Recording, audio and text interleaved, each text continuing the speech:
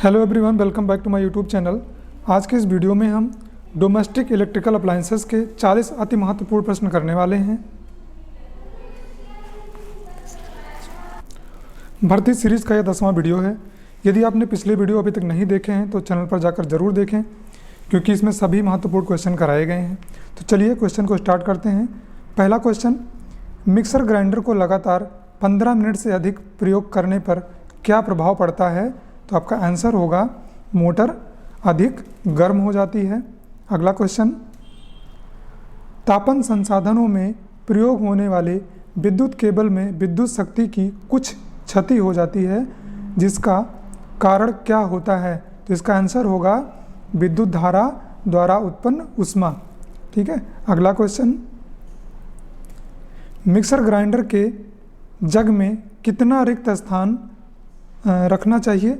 तो आपका सही आंसर है 1/4 रखना चाहिए। अगला क्वेश्चन, विद्युत मापक में प्रयोग होने वाला ऊष्मारोधी कुचालक क्या है? तो इसका सही आंसर है चीनी मिट्टी, क्योंकि जितने भी हमारे हीटिंग टाइप के एलिमेंट होते हैं या हीटिंग पदार्थ होते हैं, जैसे कि आप कह सकते हैं कि हीटर हो गया हमारा, ठीक है, इमल्सन रॉड हो गया, ठीक है, तो उन सब में चीनी मिट्टी का अधिक से अधिक प्रयोग किया जाता है। अगला क्वेश्चन, विद्युत केतली में प्रयुक्त तापक तंतु की वोल्टेज कितनी होती है? तो विद्युत केतली जो होती है हमारी वो 450 वाट की होती है। अगला क्वेश्चन, 1 मीटर से कम तरंग दैर्घ्य की विद्युत चुंबकीय तरंगों का क्या अर्थ है? तो 1 मीटर से अगर कम की तरंग दैर्घ्य है तो वो हमारी माइक्रोवेव तरंगें होती हैं। ठीक है, इसका आंसर आपका होगा माइक्रोवेव। अगला क्वेश्चन, घरेलू ऊष्मीय उपकरण में सामान्यतया ऊष्मक तंतु का तापमान क्या होता है? तो इसका जो ऊष्मक तंतु का तापमान होता है वो आपका 550 डिग्री सेल्सियस से लगभग 900 डिग्री सेल्सियस के बीच होता है। ठीक है, जैसे कि हमारे कुछ इक्विपमेंट होंगे जो लगभग 550 के आसपास होंगे डिग्री सेल्सियस ऊष्मा उत्पन्न करेंगे, और कुछ ऐसे होंगे जो लगभग 700 करेंगे, कुछ 750 करते हैं, कुछ 900 के आसपास तक करते हैं। तो इसका राइट आंसर होगा 550 डिग्री सेल्सियस से 900 डिग्री सेल्सियस। अगला क्वेश्चन, लकड़ी के बोर्ड किस लकड़ी के बने होने चाहिए? हालांकि अब लकड़ी का बोर्ड यूज़ नहीं होता है, प्लास्टिक के सब होने लगे हैं, फिर भी ये क्वेश्चन आपका पूछा जा सकता है। तो लकड़ी के बोर्ड जो होते हैं वो टीक की लकड़ी के बने होते हैं। ठीक है। अगला क्वेश्चन, विद्युत वायरिंग में अधिकाधिक पेंच ही प्रयोग किए जाने तथा उन्हें हथौड़े से ना ठोकने को क्यों कहा जाता है? तो जो हम लोग इलेक्ट्रिकल वायरिंग करते हैं उसमें कहा जाता है, एक मिनट, जो हमारी इलेक्ट्रिकल वायरिंग होती है उसमें ये कहा जाता है कि आप इसमें ज़्यादा से ज़्यादा पेंच का इस्तेमाल करिए, और पेंच को आपको ठोकने के लिए मना किया जाता है। तो इसलिए कि वो ताकि उसको कभी ज़रूरत पड़ने पर आसानी से उसको खोला जा सके। ठीक है। अगला क्वेश्चन, ISI के अनुसार विद्युत जल हीटर व इससे संपर्क करने वाले केबल के बीच का इंसुलेशन प्रतिरोध कितना होना चाहिए? ठीक है, तो ये क्वेश्चन में कहा जा रहा है कि विद्युत जल हीटर व इससे संपर्क करने वाली जो केबल होती है उसका इंसुलेशन प्रतिरोध कितना होना चाहिए। ये क्वेश्चन काफ़ी इंपॉर्टेंट है। तो इसका सही आंसर है 0.01 किलो ओम। अगला क्वेश्चन, उच्च वोल्टेज लगभग 11,000 पर कार्य करने वाली मशीन की अर्थिंग की जानी चाहिए। तो जो उच्च वोल्टेज पे हमारी मशीनें वर्क करती हैं उनकी हमें दोहरी अर्थिंग करनी चाहिए। अगला क्वेश्चन, प्रत्येक फ्लैट के प्रत्येक कक्ष की वायरिंग में क्या होना चाहिए? तो प्रत्येक फ्लैट के प्रत्येक कक्ष की वायरिंग में एक MCB अवश्य होना चाहिए। MCB का full form miniature circuit breaker. अगला क्वेश्चन, ड्रम स्विच में बेलन को निम्न गति पर घुमाने के लिए प्रयोग की जाती है। तो आपका सही आंसर होगा बेल्ट ड्राइव प्रणाली। अगला क्वेश्चन, रूम हीटर की हीटिंग एलिमेंट किस चीज़ का बना होता है? तो इसका सही आंसर है रूम हीटर का हीटिंग एलिमेंट नाइक्रोम का बना होता है। अगला क्वेश्चन, विद्युत में कैपेसिटर लगाने से विद्युत फैन में कैपेसिटर लगाने से क्या होता है, तो ठीक है, तो इसका आंसर हो जाएगा फेज अंतर पैदा होता है। ठीक है, अगर फैन का क्वेश्चन पूछा जाए तो भी यही आंसर होगा। यदि विद्युत में हम कैपेसिटर लगा देंगे तो भी फेज का डिफरेंस पैदा हो जाता है। ठीक है, तो आपका दोनों ही क्वेश्चन का आंसर एक ही होगा। अगला क्वेश्चन, वैद्युतिक वायरिंग में प्रयुक्त सामग्री होनी चाहिए। तो जो वैद्युतिक वायरिंग में हमारी सामग्री प्रयुक्त होती है वो कैसी होनी चाहिए, ISI मार्क वाली होनी चाहिए। ठीक है, इंडियन स्टैंडर्ड इंस्टीट्यूट के द्वारा अप्रूव होना चाहिए। अगला क्वेश्चन, इलेक्ट्रिक हीटर की लीड्स को इंसुलेटेड करने में प्रयोग होने वाला इंसुलेटिंग पदार्थ है।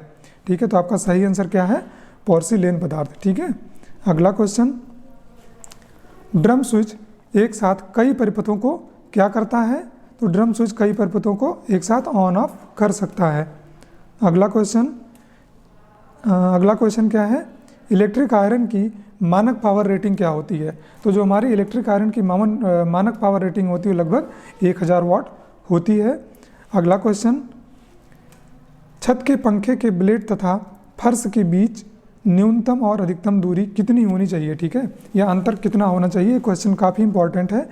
तो न्यूनतम अगर हम बात करें तो ज़मीन से मतलब या फर्श से उसकी न्यूनतम दूरी 2.4 मीटर होनी चाहिए और मैक्सिमम जो है वो अधिकतम 3 मीटर होनी चाहिए। ठीक है, अगला क्वेश्चन, थर्मोस्टेट का कार्य क्या होता है। तो थर्मोस्टेट जो होता है वो क्या करता है, ऑन और ऑफ स्विच के द्वारा ऊष्मा को कंट्रोल करता है। ठीक है, अगला क्वेश्चन, फ्लैशर बल्ब की विद्युत वहन क्षमता क्या होती है, तो उसका सही आंसर है 300 मिली एम्पियर। अगला क्वेश्चन, नए थर्मोस्टेट स्विच का प्रतिरोध होना चाहिए, तो इसका आंसर है अनंत। ठीक है, ये काफ़ी इंपॉर्टेंट है। तो नया थर्मोस्टेट स्विच होता है उसका प्रतिरोध अनंत होता है। अगला क्वेश्चन, टोस्टर में कितने हीटिंग एलिमेंट होते हैं, तो आपका सही आंसर है 3 हीटिंग एलिमेंट होते हैं। अगला क्वेश्चन, किस उपकरण में मेंस लीड तथा प्लग टॉप दोषयुक्त होने पर परिवर्तित किए जाते हैं, तो आपका आंसर है इमल्सन हीटर में। अगला क्वेश्चन, ओवन में कितनी क्षमता तक के तापक तंतु का प्रयोग होता है, तो ओवन में 2.5 किलोवाट या फिर 2.5 किलोवाट तक। अगला क्वेश्चन, हेयर ड्रायर को अधिक ऊष्मा से बचाने के लिए इसको उपकरण में किस युक्ति का प्रयोग किया जा सकता है, तो आपका सही आंसर है थर्मोस्टेट, क्योंकि थर्मोस्टेट स्विच ऐसी होती है कि जैसे जैसे आपका तापमान बढ़ेगा वो अपने आप ऑटो कट हो जाएगी और जैसे आपका टेम्परेचर घटेगा वो अपने आप ऑटो ऑन हो जाएगा। ठीक है, जो आपके हीटर क्या कहते हैं आयरन में लगा होता है। अगला क्वेश्चन, गीजर की स्थापना किसके निर्देशानुसार की जानी चाहिए, तो आपका आंसर है निर्माता के निर्देशानुसार। ठीक है, जो भी गीजर बनाने वाली कंपनी है, मैन्युफैक्चरर है, उसका जो भी निर्देश दिया गया है उसके अनुसार उसकी स्थापना की जाती है।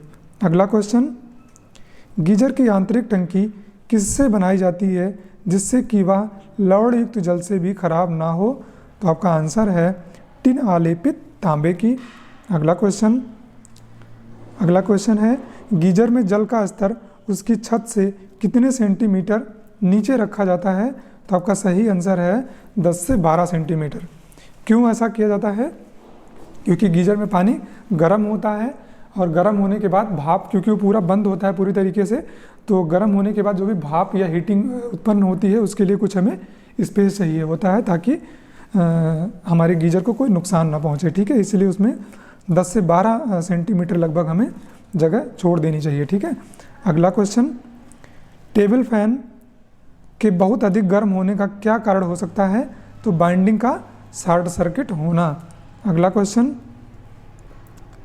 विद्युत पंखे में सामान्य से अधिक शोर होने का क्या कारण हो सकता है, तो सामान्य से अधिक शोर होगा तो लगभग आपकी बेरिंग खराब होगी। ठीक है, या तो बेरिंग टूट गई होगी, या तो बेरिंग में ग्रीस की कमी होगी, या तो बेरिंग में ऑयल की कमी होगी। ठीक है, अगला क्वेश्चन, गीजर के बाहरी ढक्कन व आंतरिक टैंक के बीच कौन सा पदार्थ प्रयुक्त होता है, तो आपका सही आंसर है ग्लास वूल का प्रयोग किया जाता है। अगला क्वेश्चन, रेफ्रिजरेटर को किस प्रकार के वोल्टेज स्टेबलाइजर के द्वारा स्थापित करना चाहिए या प्रचालित करना चाहिए? तो आपका सही आंसर है ऑटोमेटिक वोल्टेज स्टेबलाइजर के साथ। अगला क्वेश्चन, यदि फैन का कैपेसिटर लघु परिपथ है तो क्या होगा? तो यदि फैन का कैपेसिटर लघु परिपथ है या शॉर्ट सर्किट है तो आपका फैन नहीं चलेगा। अगला क्वेश्चन, घरेलू फूड मिक्सर में प्रयुक्त होने वाली मोटर सामान्यतः होती है। तो मिक्सर में जो मोटर प्रयुक्त होती है उसको हम लोग बोलते हैं यूनिवर्सल मोटर। ठीक है। अगला क्वेश्चन, छत के पंखे में रेगुलेटर क्यों प्रयोग किया जाता है? तो रेगुलेटर हम लोग क्यों प्रयोग करते हैं? इसका सही आंसर है पंखे पर आरोपित वोल्टेज को घटाने के लिए। अगला क्वेश्चन, गीजर की आंतरिक सतह पर टिन की परत चढ़ाने का मुख्य कारण क्या है? तो गीजर की आंतरिक सतह पे जो हम टिन की परत चढ़ाते हैं उसका मुख्य कारण क्या होता है कि तांबे की सीट पर कोरोजन प्रभाव को समाप्त करने के लिए। ठीक है, जो तांबे की सीट होती है बार बार उसमें पानी भरा जाएगा तो उसमें कोरोजन या जो होते हैं कार्बन इकट्ठा होने लगते हैं, उसी के प्रभाव को ख़त्म करने के लिए हमें उस पर टिन का परत चढ़ाना चाहिए। ठीक है, यह चढ़ाया जाता है। अगला क्वेश्चन, इमल्सन हीटर मरम्मत करने योग्य उपकरण नहीं होता है, क्यों? क्योंकि इसका जो तंतु होता है एक सर्पिलाकार व रेत से भरी नलिका के बीच स्थापित होता है, इसीलिए ये रिपेयरिंग नहीं होती है इसकी। ठीक है, इमल्सन हीटर रॉड का अगर ख़राब हो गया तो फिर हम उसको क्या करते हैं, चेंज कर देते हैं। ठीक है। अगला क्वेश्चन, मिक्सर में मोटर की अवस्था क्या होती है? तो मिक्सर में जो मोटर लगा होता है वो बिल्कुल ऊर्ध्वाधर होता है। अगला क्वेश्चन, पंखे के रेगुलेटर में कौन सा प्रतिरोधक प्रयोग होता है? तो पंखे के रेगुलेटर में जो प्रतिरोधक लगाते हैं हम लोग उसमें यूज़ करते हैं यूरेका का। ठीक है, ये हो तो वीडियो को लाइक करिएगा, और अभी तक यदि आपने मेरा चैनल सब्सक्राइब नहीं किया तो प्लीज़ सब्सक्राइब कर लीजिएगा, क्योंकि वैकेंसी अपडेट्स और जो भी टेक्निकल संबंधित जितनी भी वैकेंसीज़ हैं वो सभी की इन्फॉर्मेशन इस चैनल पर आपको दी जाएगी। इसके अलावा टेक्निकल के जो भी प्रीवियस पेपर अभी तक हुए हैं, चाहे UPPCL हो, दिल्ली मेट्रो हो, JBBNL हो, UPRBNL हो, मैं इस चैनल पर सभी प्रीवियस पेपर को एक एक करके अपलोड करूँगा। तो आप लोग चैनल को सब्सक्राइब अवश्य कर लें। मिलते हैं अगली वीडियो में। धन्यवाद।